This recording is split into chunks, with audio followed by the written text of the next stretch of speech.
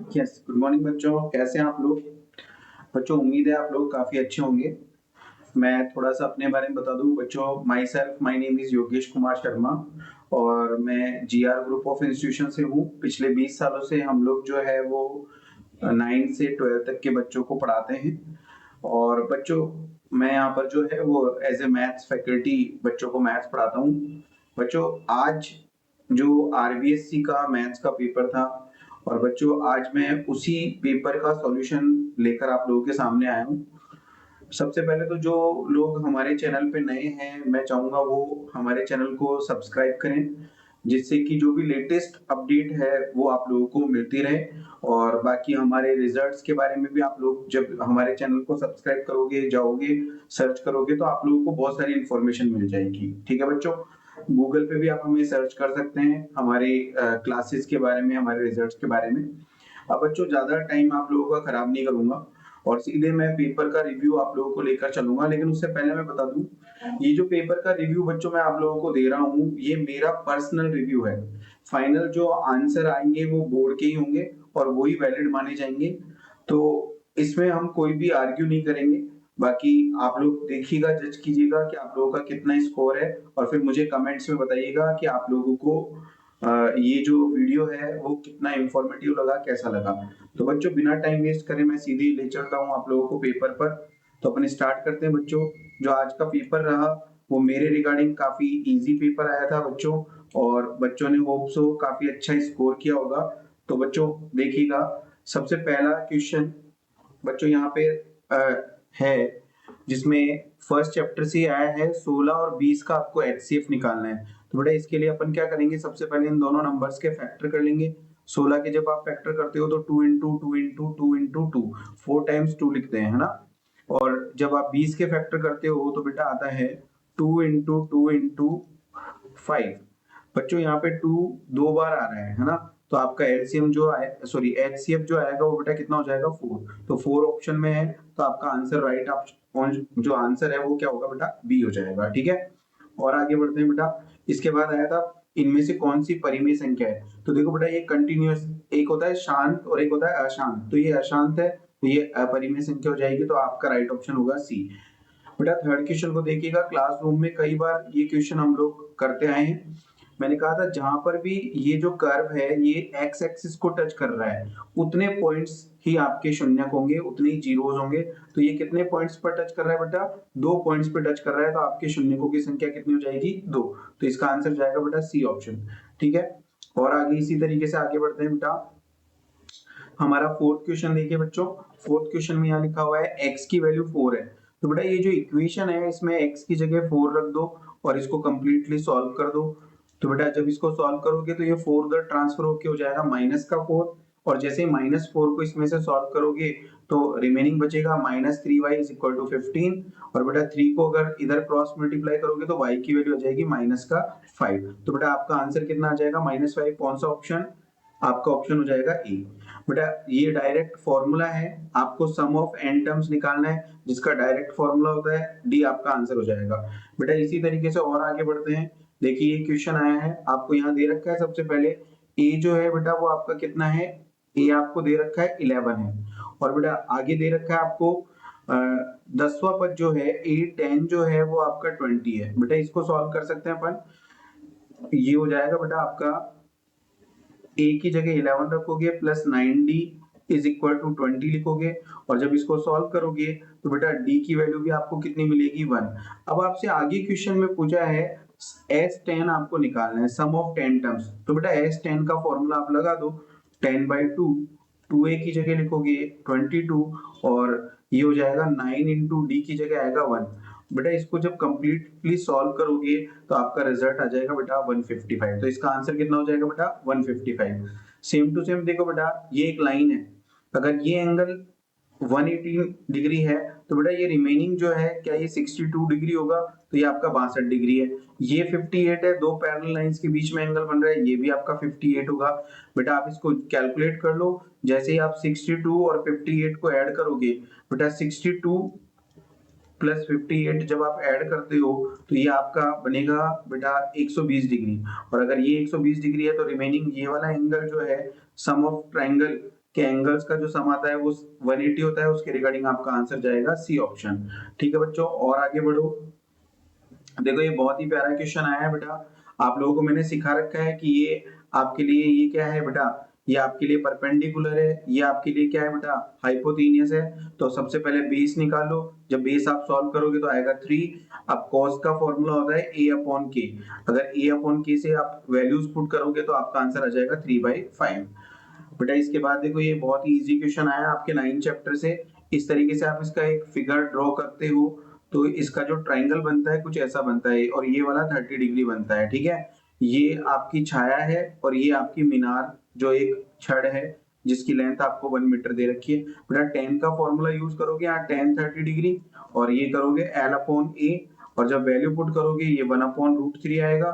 यहाँ L आपको दे रखा है 1 है, और ये A आपको निकालना है, क्रॉस मल्टीप्लाई करोगे आपका आंसर √3 मीटर आ जाएगा।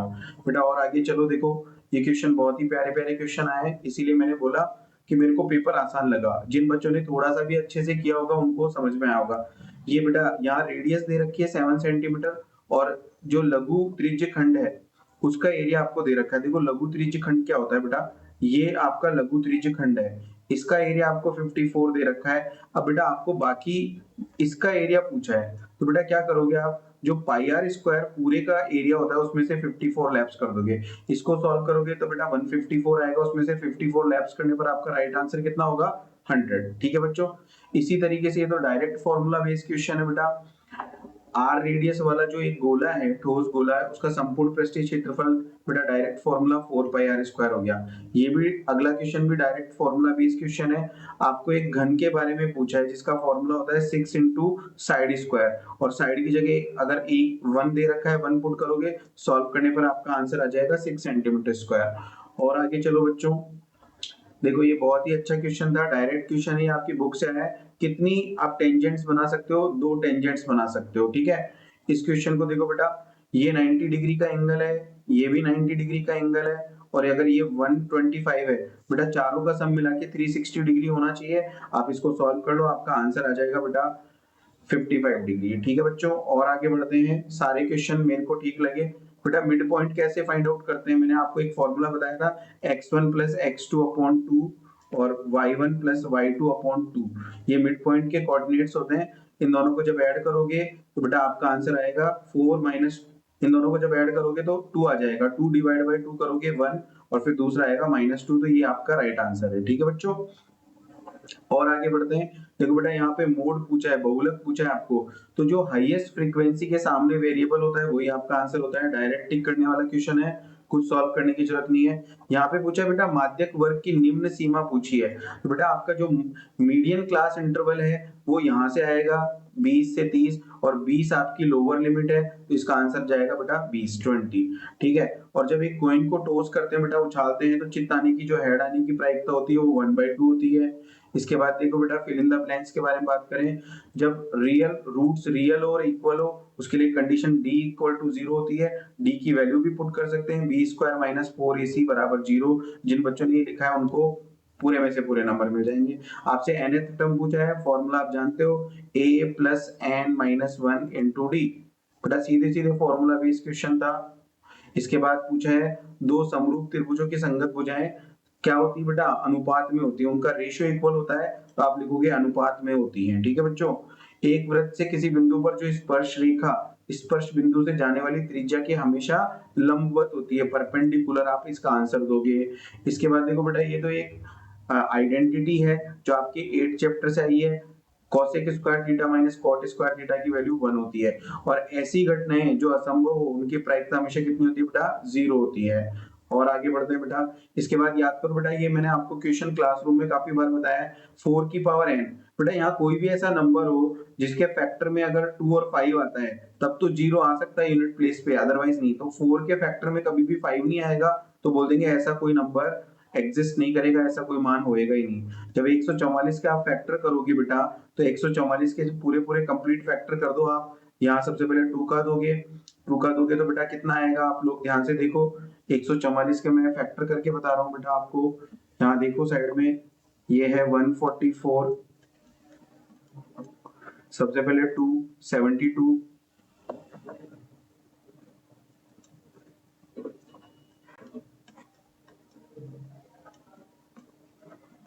72 आएगा, फिर 2 से करोगे बेटा फिर 36 आ जाएगा, फिर 2 से करोगे फिर 18 आ जाएगा, फिर 2 से करोगे बेटा फिर 9 आ जाएगा, फिर 3 फिर 3 फिर 3 फिर 1। तो बेटा ओवरऑल फैक्टर्स लिखने थे तो 2 की पावर मुझे यहाँ 4 नजर आ रहा है और 3 का मेरे को स्क्वायर नजर आ रहा है, तो ये इसके प्राइम फैक्टर्स हो जाएंगे, अभाज्य गुणनखंड हो जाएंगे। बेटा इसके बाद रिलेशन था, ये जिन बच्चों ने कल मेरी क्लास ली थी उन बच्चों को याद होगा, रिलेशन के लिए मैंने कहा था कि रिलेशन को कैसे सॉल्व करते हैं। रिलेशन दो होते हैं, alpha plus beta is equal to minus B by A एक रिलेशन होता है, और अल्फा इंटू बीटा जो होता है वो सी बाई ए होता है। ये रिलेशन आप लोगों को मैंने बता रखे हैं। इसके बाद बेटा इसको दो पेयर्स आपको दे रखे हैं जिनको सॉल्व करके आपको आंसर निकालना था। x प्लस वाई आपको दे रखा है जो 5 है, और x माइनस वाई आपको दे रखा है 1 है।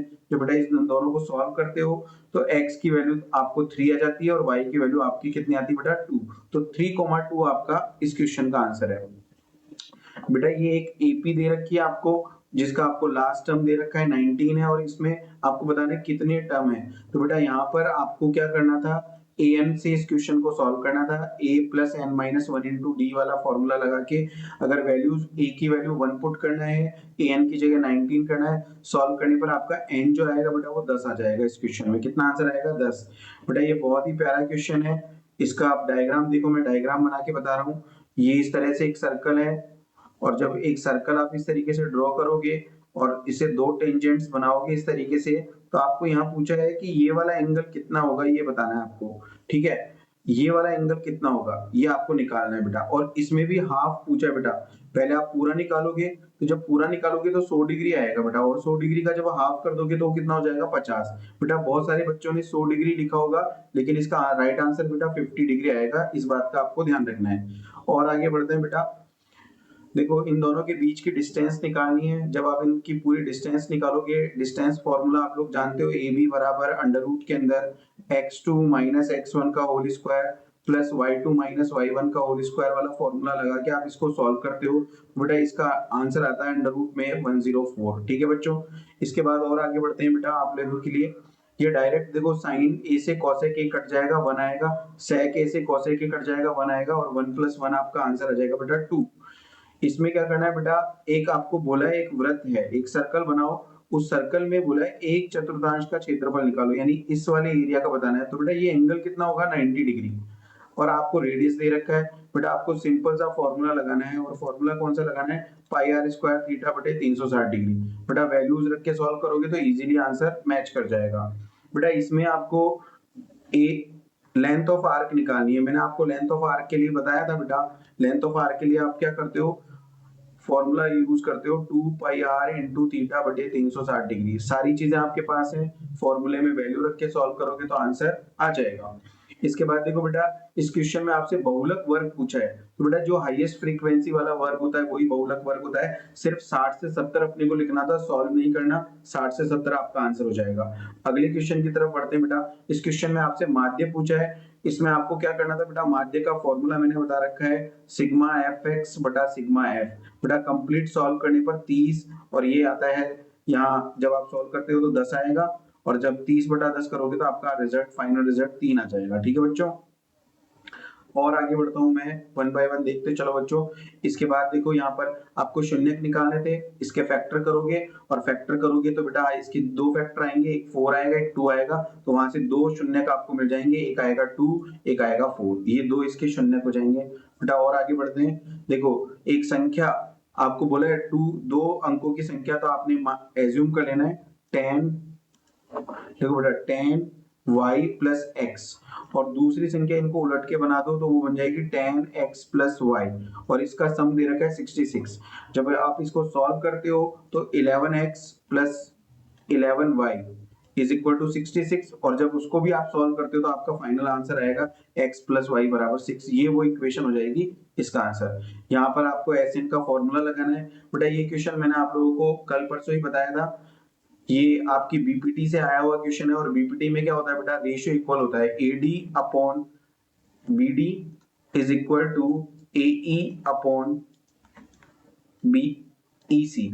अगर आप बीपीटी थ्योरम जानते हो, रेशियो लगाते हो, तो बेटा इसका आंसर 2.4 आ जाएगा, और मेरे को उम्मीद है बच्चों ने काफी अच्छे से ये क्वेश्चन किया होगा। इसके बाद देखो ये 8th क्वेश्चन भी आया है जो काफी इजी आया है, 2 सर्कल बनाने हैं, एक सर्कल इनसाइड बनाना है, यहाँ से एक आपको बोला गया है एक सेंटर पॉइंट से इससे एक जीवा बनानी है और ये इस पे परपेंडिकुलर 2 ट्रायंगल बन जाएंगे बेटा आपके पास इस तरीके से। और इन दोनों ट्रायंगल्स को आपको सर्वांग सम सिद्ध करना है और अगर आप सर्वांग सम सिद्ध कर दोगे तो सारी चीजें बराबर हो जाएगी और प्रूव हो जाएगा कि ये डिस्टेंस आपस में इक्वल है। इसके बाद यहाँ से देखो अगला क्वेश्चन, यहाँ डिस्टेंस निकालनी थी बेटा, पहले तो नहीं सॉरी, पहले इन दोनों की मिड पॉइंट निकालना था, तो मिड पॉइंट तो बेटा 7 और 9 आया होगा मध्य बिंदु, और उसके बाद डिस्टेंस निकालनी थी तो आपने निकाल ली होगी, वो मेरे ख्याल से √8 आ रही है, ठीक है बेटा। इसकी वैल्यू यहाँ से टेबल से सीधा क्वेश्चन है, जब आप वैल्यूज पुट करोगे तो 3/4 इसका आंसर आया होगा बेटा। इसके बाद वाले क्वेश्चन तो काफी आसान थे, यहाँ ये तो बुक से उतर के आया हुआ क्वेश्चन है सीधा सीधा। ऐसे एक वर्गाकार मैदान है, यहाँ पे घोड़ा बंधा हुआ है, 5 मीटर की रेडियस है, 90 डिग्री का एंगल है, घोड़ा कितनी घास खाएगा, ये क्वेश्चन सीधा, तो फॉर्मूला वही लगाना है πr² θ/360 डिग्री, ठीक है बच्चों। वैल्यूज पुट करके आंसर निकालना था। ये देखो कितना इजी क्वेश्चन आया। मीडियन निकालनी बेटा, मीडियन कैसे निकालोगे, आप CF निकालोगे, CF n/2 करोगे, तो आई थिंक इसका आंसर 30 आ रहा था, आप और चेक कर लेना, मेरे ख्याल से ये आंसर है। प्रोबेबिलिटी से कितना आसान क्वेश्चन आया बेटा, टोटल कितनी कंचे हो गए, 9। आपको पूछा है सफेद कंचा 2/9 और सफेद नहीं आना चाहिए, उसकी प्रोबेबिलिटी हो जाएगी 7/9। ये बेटा आप लोगों का सेक्शन ए और बी मैंने आपसे डिस्कशन किया है।